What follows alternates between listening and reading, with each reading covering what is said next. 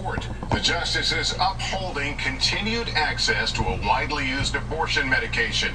The plaintiffs in the case challenged the FDA's 2000 approval of mifepristone on safety grounds, but the court today refusing to weigh in on the merits of their arguments, instead deciding the plaintiffs had no legal right to bring the lawsuit in the first place. It's the first abortion decision by the conservative majority court since it reversed Roe v. Wade 2 years ago. The case had activists on both sides of the issue holding their breath in anticipation of today's ruling. And while the decision is being viewed as a victory for Democrats and reproductive rights groups, fresh battle lines are being drawn tonight. Senior legal correspondent Laura Jarrett has more. Tonight, the U.S. Supreme Court diving back into the battle over reproductive rights, unanimously rejecting an effort to roll back access to the most commonly used abortion pill in the country, a medication many doctors say they use every day. I was relieved because mifepristone is such a commonly used and critical medication. The fight over mifepristone rose to a fever pitch more than a year ago when a group of anti-abortion advocates and doctors filed suit saying the FDA didn't do enough to evaluate the drug's safety risks.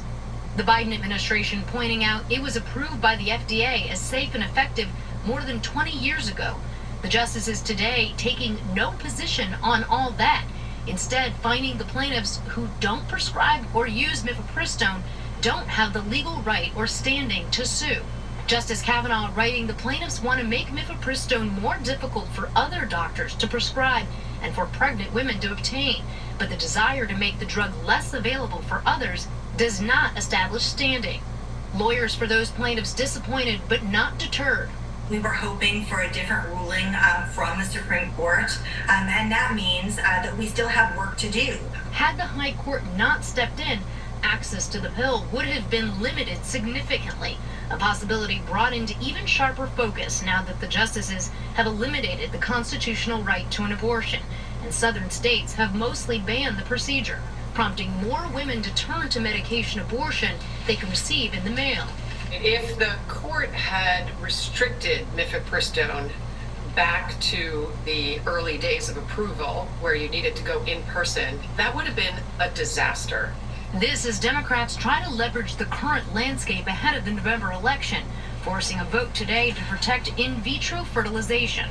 Senator Tammy Duckworth had 2 children with the help of IVF. My miscarriage more painful than any wound I ever earned on the battlefield. Every woman deserves to be able to be called mama without being called a criminal. Just 2 Republicans voting in favor of the bill that would prohibit states from imposing restrictions on IVF after Alabama's highest court caused a nationwide uproar, concluding frozen embryos have the same rights as children, causing IVF clinics to temporarily shut down out of fear of lawsuits. Many in the GOP saying they support IVF, but today saying a bill to protect it is overkill. There is no state in the United States of America that prohibits a woman from growing her family through IVF. And Laura, we're still waiting for another ruling from the court on reproductive rights. Yes, Lester, there's a major decision still left to come here on whether hospitals have to provide emergency care, even if it means performing an abortion in states with near total bans. A decision on that expected by the end of this month, Lester. All right, Laura Jarrett, thank you. Turning overseas now, we'll actually turn to dramatic new images out of South Florida. Catastrophic flooding triggering a state of emergency with more heavy rain hitting tonight, while in the west, wildfires erupting in the dangerous heat. We begin with Marissa Parra in the storm zone. Neighborhoods in South Florida underwater. You need a ride? You sure? Rescue crews called to help stranded neighbors. We have about 6 inches of water inside the house. The aftermath of a deluge of record-breaking rain slamming the Sunshine State. Now, 2 deaths reported after a car lost control on wet roads in Collier County. This is how high the water was yesterday. Exactly. From Florida's west coast because it's flooded everywhere to North Miami. I got nowhere to go, so I'm like, I'm lost for work. Miami-Dade and 4 other counties under a state of emergency as millions face flood risk across the state. And we are working around the clock to protect our residents and our businesses. The storm system creating a swath of travel nightmares. Hundreds of flights delayed or canceled. Overnight, rising waters temporarily shutting down part of I-95. Street after street in South Florida looks exactly like this one. Cars stalled out in the middle, homes flooded, leaving neighbors wondering what happens next. Abandoned vehicles littering roads and parking lots as parts of southern Florida saw 10 to 20 inches of rainfall over 2 days, comparable to hurricane totals. The ground now saturated and vulnerable. What are you going to do? What I'm going to do, I'm having a tricycle. I stay here or go to the hotel. And even more rain in the forecast for waterlogged Florida. Marissa Parra, NBC News, North Miami. I'm Liz Kreutz in Arizona, where firefighters have been battling a destructive wildfire north of Phoenix. And then we're just going to have it watching, making sure it's not hopping the road like it did. The Rose Fire igniting late afternoon Wednesday outside the town of Wickenburg, quickly spreading across more than 160 acres, jumping Highway 60. This major highway is now closed in both directions, and you can see fire crews there in the helicopter doing a water drop to try to put out these flames. The fire fueled by strong winds and the dry, scorching heat, destroying 6 homes and forcing residents to evacuate. We had a neighbor call us and say, "Did you know you're about to be evacuated?" Paul Bjorklund says the flames were just a couple miles from his house. We walked out and looked and saw big plumes of smoke, and we decided to head for the hills. And Lester, officials say this fire was human-caused. Highway 60, where we are, has now reopened. Evacuations have been lifted, but there is still no containment on this fire tonight, with firefighters working by hand through triple-digit temperatures to get it under control. Lester? All right, Liz Kreutz, thank you. President Biden at the G7 summit in Italy today, signing a major agreement with Ukraine, but much of the attention focused on what he said about his son Hunter's. We're going to go forward here.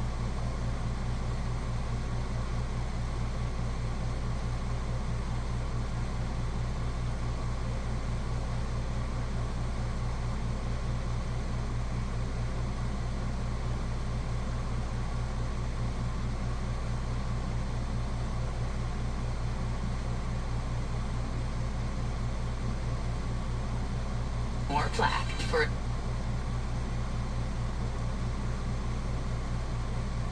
We're back with big travel news, with Boeing confirming it's working on a new quality control problem involving one of its planes. It comes as the FAA chief testifies about flight safety. Tom Costello has the latest. Boeing's latest problem is with the 787 Dreamliner. The company confirms hundreds of fasteners on the plane's fuselage appear to have been over-tightened and installed incorrectly.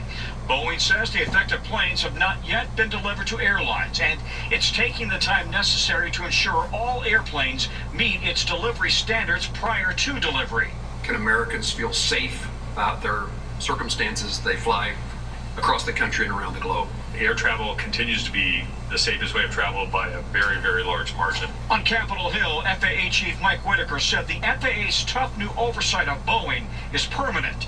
Dozens of inspectors now on Boeing production lines after the MAX 9 door plug blowout in January revealed serious quality and safety lapses, even though Boeing was supposed to be under FAA audit. I'm very concerned that, your oversight is not strong enough. But Whitaker says FAA inspections are now far more robust and Boeing aircraft production remains capped. Are you comfortable with the steps Boeing is taking right now to change its safety culture? They have submitted a comprehensive plan. It is comprehensive, it's ambitious. Meanwhile, Boeing whistleblowers continue to report concerns. Boeing's new overhaul plan includes new quality control and safety management systems. As the company remains under FAA and FBI investigation, the CEO will be on the Capitol Hill hot seat next week. Lester? Okay, Tom Costello, thanks. When we return, the allegations are horrific. Our investigation into one state's foster care program and accusations of years and years of abuse and neglect. Years and years of abuse and neglect. But that doesn't mean it's easy. I have a lot of nightmares, night terrors or something. Are you battling depression right now? Yeah. Naomi entered the West Virginia foster care system when she was roughly 12 years old. For the next 4 years, she was shuttled between more than a dozen different facilities. It was definitely draining. Each place I went, I would stop talking to people because It hurt to get close to the staff or the kids. Because Naomi felt unsupported in the system, she says, she acted out, destroying property and running away, a few times ending up in juvenile detention. The first time I met Naomi, it was her birthday and she was in shackles. I'll never forget that. I'll never forget that. Shackles? Yeah. Lane Deal is Naomi's state-appointed attorney. She's represented dozens of foster care children.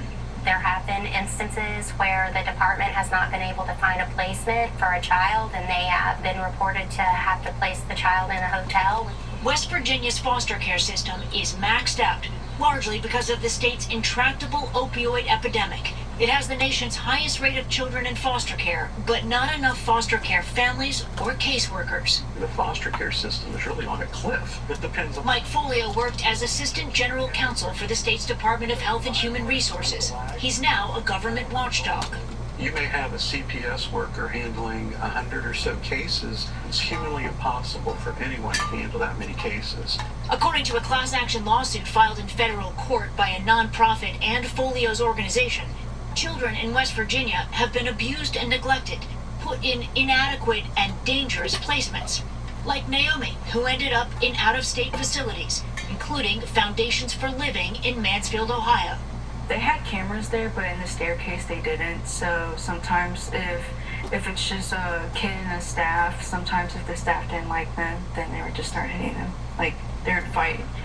In the stairwell where there were no cameras. Yeah. An NBC News investigation obtained records of incidents provided by Foundations for Living to the state of Ohio, revealing reports of multiple cases of abuse and neglect, 5 assaults by non-staff, and 7 cases of inappropriate seclusion or restraint of children that were substantiated by the facility or the government. West Virginia no longer sends foster children to this facility, and its CEO says that while she can't comment on individual patients, they are committed to providing high-quality care. But West Virginia still has to rely on other out-of-state institutions. And when the foster care system is maxed out, who suffers as a result of it? The children and the families. Everybody, really. Governor Jim Justice has acknowledged there are challenges. There's still tons of work to do. Tons and tons and tons of work to do. There have been some leadership changes, and the agency has been reorganized. But Folio says it's not enough. You have a system in chaos and kids who live in trauma. I don't have this utopian view that we can wave a magic wand and fix it. It's going to take decades to do it. But you can't keep kicking the can down the road. The state says Folio is a disgruntled former employee, denies the allegations in the class action lawsuit, and has sought to get it dismissed.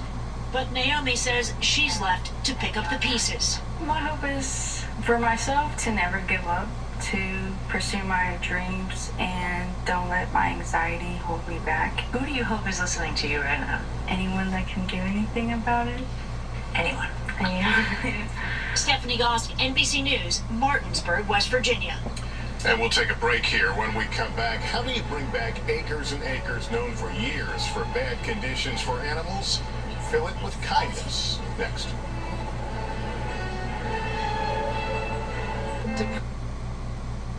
You know, it's really sad whenever places like that has improper conduct, especially whenever it comes to the public needing resources like that, and then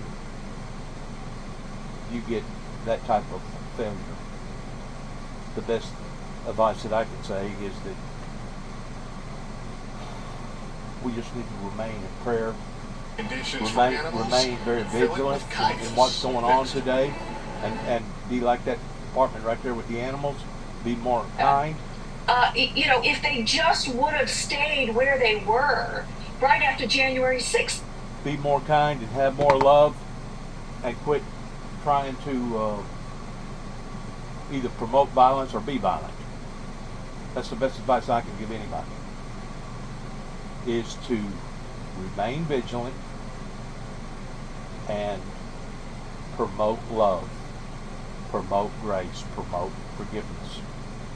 That's the only thing that's going to work in getting the world out of the problems that it's in right now. And I'm not saying that you're supposed to compromise to the degree that the Bible says do not throw your pearls before the swine, indicating that there are people out there that are intentionally going to use you and abuse you, and they're going to basically abuse the system and abuse people in the system. Once you figure out that that's what you're dealing with, then you work appropriately around that. But until then, you still have to treat each individual by giving them the benefit of the doubt that they are sincere, they do mean what they say, they are there for help, and until they prove themselves otherwise, then the professional resources should act appropriate. That's the best advice that I can give anybody pertaining to all this uproar and all this violence and all this turmoil that's happening, not just here in America, but all over the world. Donald Trump wouldn't be the nominee. He would not.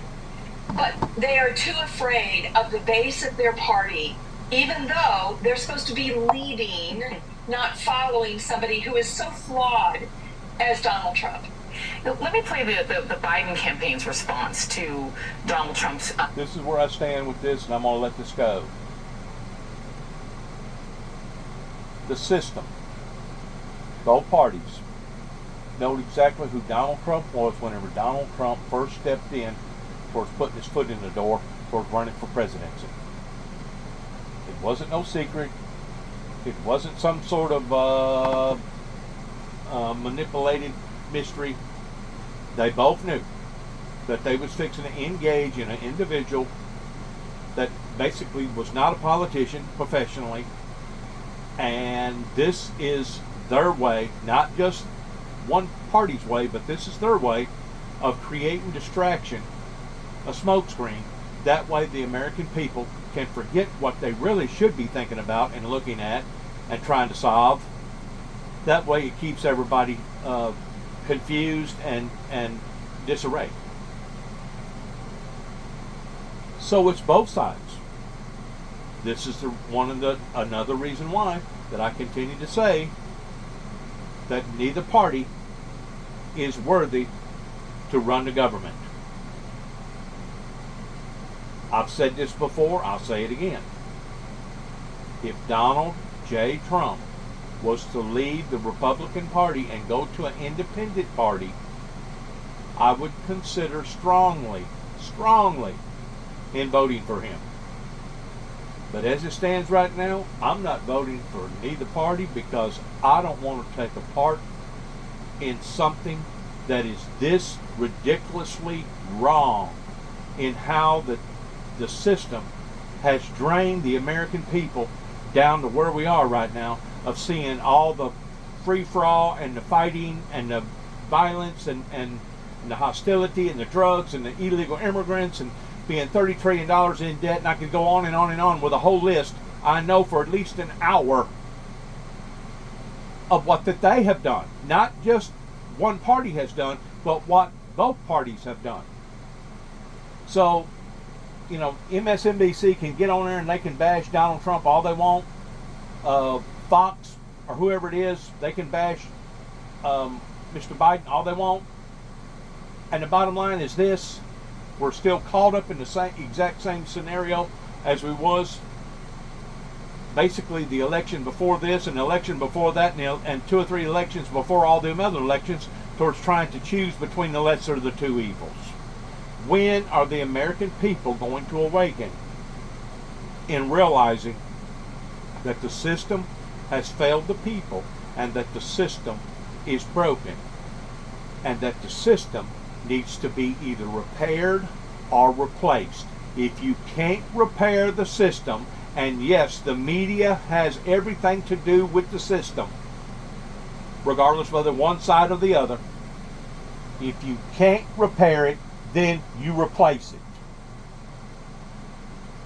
And if you don't replace it, you can expect the same results again and again and again.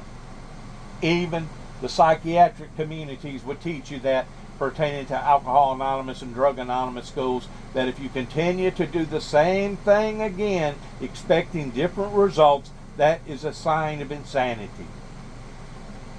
please, look at what's going on with our weather. Look at the forces of nature in how extreme that and how violent that basically the forces of nature have become. And the more violent and the more extreme that the people become, the more violent and the more extreme that the forces of nature becomes. I have said this before. It's like a mirroring, looking into a mirror. But instead of us looking at them, which you're supposed to believe if you got faith in the supernatural, in actuality, it's them looking at us, and now the effects of what we're doing down here is mirroring back to the supernatural world, and because the supernatural world is seeing these things, now they're responding appropriately.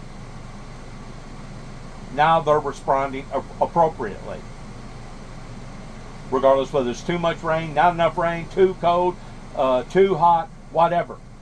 And until we go back to the cross, and until we decide to get our lives back right again, we can expect more intense weather events that are going to be dramatic in ways that I can't even begin to imagine. Now you're beginning to understand the reason why that I put out an advisory in 207 pertaining to major electrical disturbances to come. Just like I put out an advisory in 205 pertaining to young Bush after 9/11 on a t-shirt of a bloody road ahead.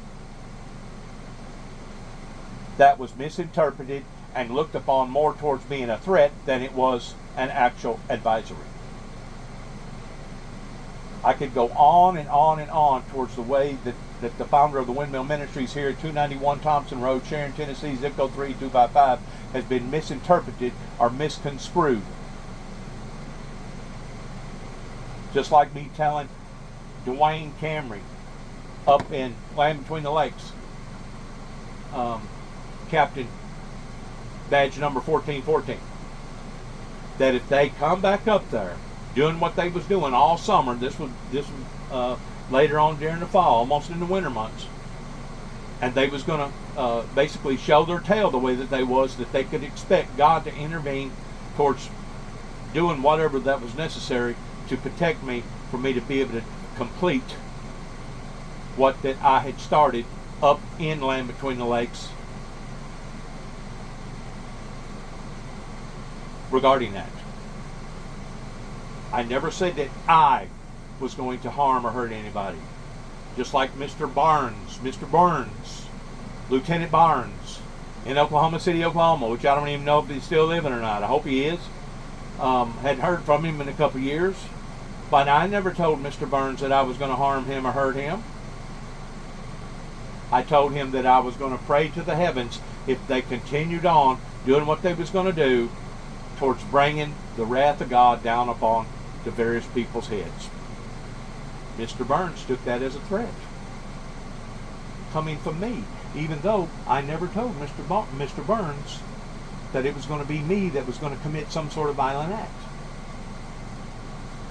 If the people does not awaken in what is happening, especially after the messenger puts out the messages, then it is no longer my fault. But the fault falls upon those that does hear the messages and don't respond and react appropriately. Good luck to all of us. I can already see where the January 6th attack in the Capitol building is by far not put out, and if anything, it's liable to reignite before now and November pertaining to the election. We are that close right now of seeing uprisings in the land that would exceed what went on back in the 60s during the civil rights movements. We are that close. And if we don't watch, taking one step forward and two steps back. That's exactly where we're going to wind up at if we don't pay close enough attention to what's going on with the public. God bless America. God bless our troops. And heaven, please help us all. Shalom.